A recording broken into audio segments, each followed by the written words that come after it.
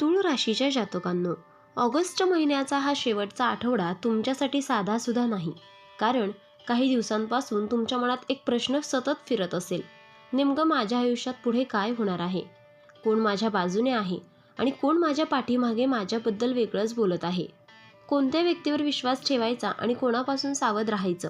कारण तूळ राशीच्या जातकांनो, या शेवटच्या आठवड्यात तुमच्या आयुष्यातील एक गोष्ट अचानक इतकी स्पष्ट होऊ शकते की काही क्षणांसाठी तुम्हालाच विश्वास बसणार नाही. आणि म्हणूनच आजचा हा व्हिडिओ शेवटपर्यंत नक्की ऐका. कारण सुरुवातीला जी गोष्ट तुम्हाला धक्का देईल असं वाटेल, त्याच गोष्टीच्या मागे पुढे तुमच्यासाठी एक मोठा धडा आणि नवीन सुरुवातीचा संकेत लपलेला असू शकतो. तूळ राशीच्या लोकांनो, सर्वात आधी एक गोष्ट लक्षात ठेवा. हा आठवडा घाबरण्याचा नाही, तर डोळे उघडून परिस्थितीकडे पाहण्याचा आहे. कारण तुमच्या आयुष्यात जणू काही एक मोठा स्फोट होणार आहे असं वातावरण तयार होईल. पण हा स्फोट म्हणजे प्रत्यक्ष दुर्घटना नव्हे, तर अनेक दिवस मनात दाबून ठेवलेल्या भावना, सत्य, गैरसमज किंवा एखाद्या नात्यातील लपलेली गोष्ट अचानक समोर येण्याचा संकेत समजा. तुम्ही ज्या व्यक्तीला खूप जवळचं मानत होता, त्या व्यक्तीच्या एखाद्या वागण्यामुळे तुम्हाला प्रश्न पडू शकतो. मी याच्यावर इतका विश्वास का ठेवला असेल, असा विचार तुमच्या मनात येऊ शकतो.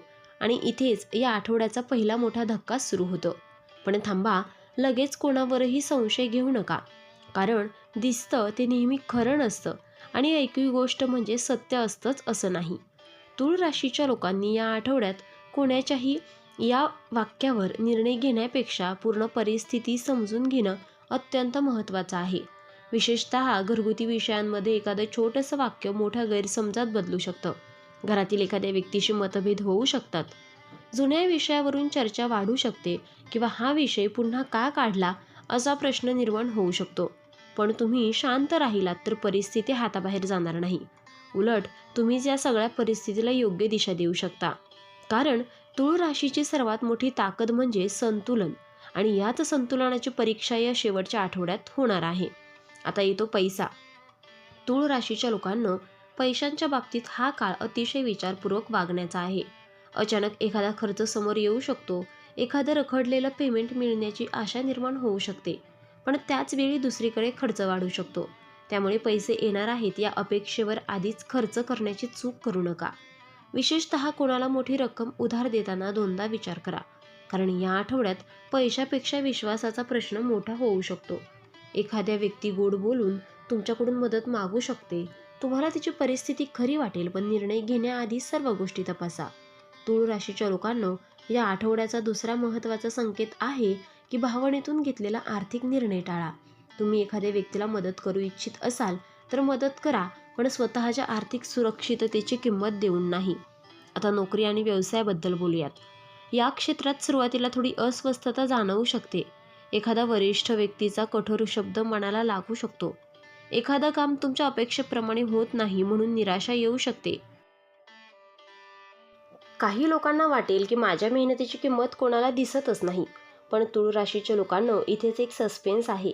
कारण जिथे तुम्हाला अडथळा दिसतोय तिथेच पुढे संधी तयार होण्याची शक्यता आहे. एखादं काम उशिरा होईल पण पूर्णपणे थांबेलच असं नाही. एखादी व्यक्ती तुमच्या कामाची दखल घेऊ शकते. पूर्वी केलेली मेहनत अचानक उपयोगी पडू शकते. म्हणून या आठवड्यात मला काहीच मिळत नाही असं समजून प्रयत्न सोडू नका. कारण कधीकधी निकाल येण्याआधी शांतता असते आणि त्यानंतर अचानक चित्र बदलतं.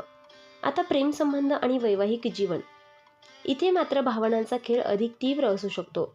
ज्या व्यक्तीशी तुमचं नातं आहे तिच्याकडून काहीतरी अपेक्षा असेल, पण समोरची व्यक्ती तुमच्या मनातलं पूर्णपणे समजून घेईलच असं नाही.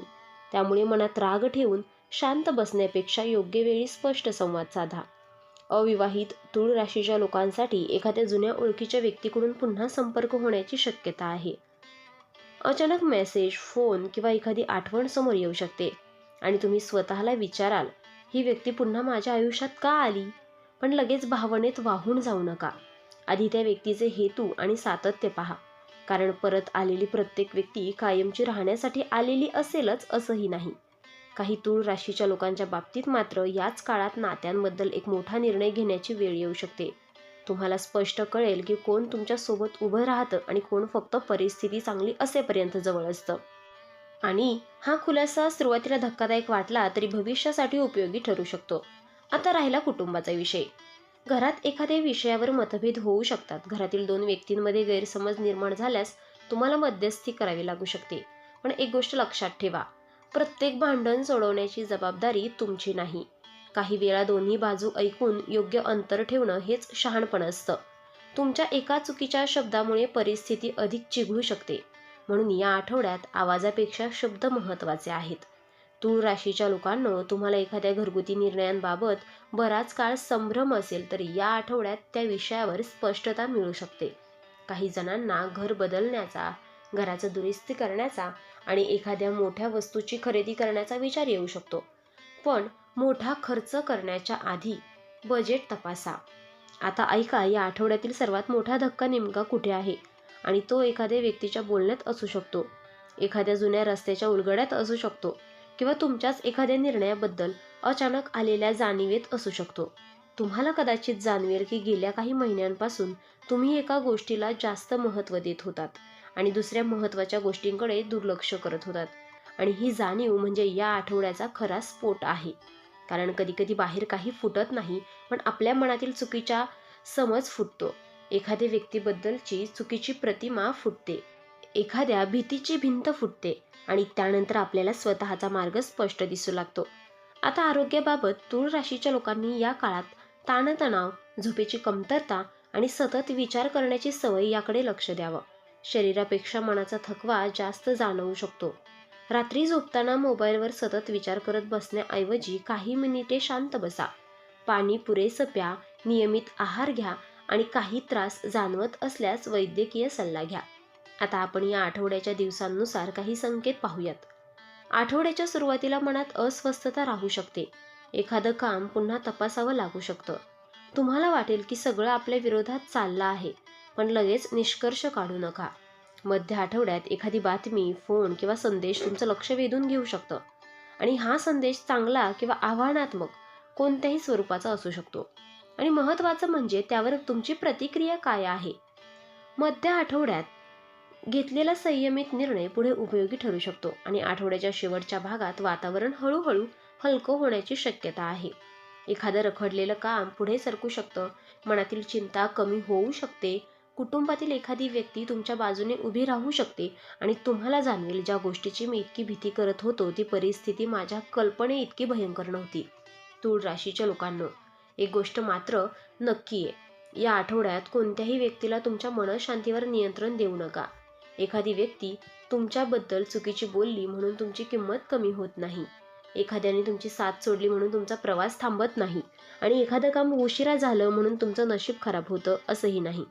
आता करिअरमध्ये एक विशेष संकेत, तुमच्या कौशल्याचा उपयोग होईल अशी संधी निर्माण होऊ शकते. काही जणांना नवीन कामाची जबाबदारी मिळू शकते, काहींना जुन्या संपर्कातून काम मिळू शकतं, काहींना मात्र सध्याच्या कामाबद्दल नवीन निर्णय घेण्याची इच्छा होईल.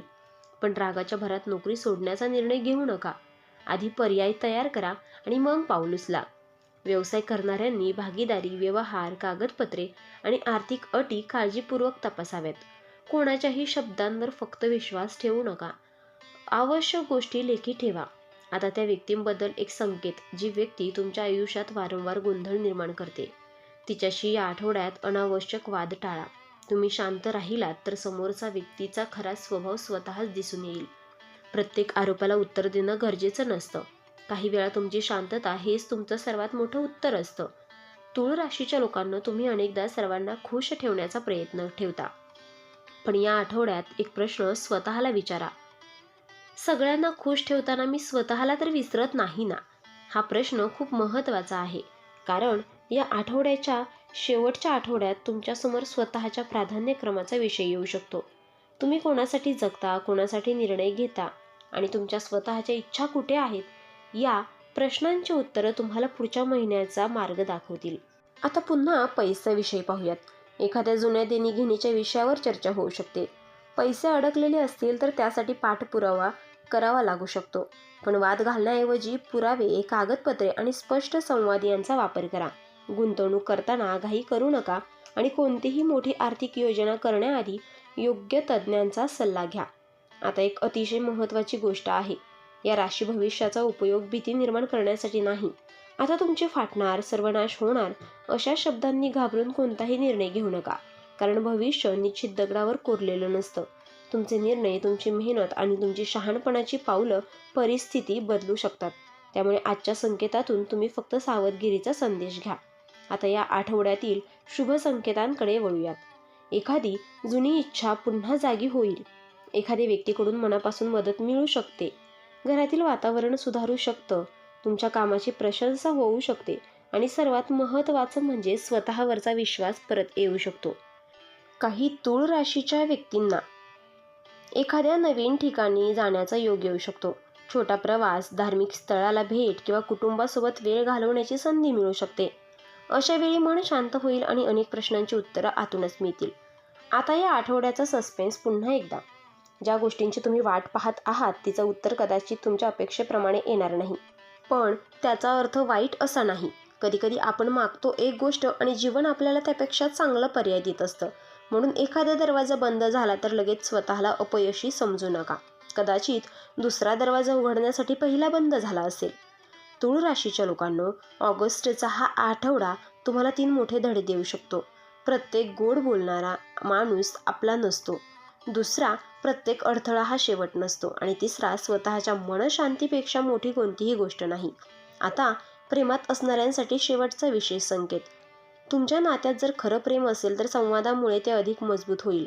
आणि जर सतत खोटेपणा, दुर्लक्ष आणि अपमान असेल तर तुम्हाला स्वतःच्या सीमांची जाणीव होईल. अविवाहित लोकांनी जुन्या व्यक्तीकडे परत जाण्याआधी स्वतःला एक प्रश्न विचारावा. मला ती व्यक्ती खरंच हवी आहे की फक्त जुन्या आठवणींची सवय झाली आहे? हा प्रश्न तुमच्यासाठी अत्यंत महत्त्वाचा ठरू शकतो. आता कुटुंबासाठी एक संदेश. घरातील वडीलधाऱ्या व्यक्तीचं बोलणं शांतपणे ऐका. त्यांच्या अनुभवातून तुम्हाला एखादा महत्त्वाचा सल्ला मिळू शकतो. घरात छोट्या गोष्टीवरून वाद झाला तरी त्याला मोठं रूप देऊ नका. काही शब्द परत घेता येत नाहीत म्हणून बोलण्याआधी विचार करा.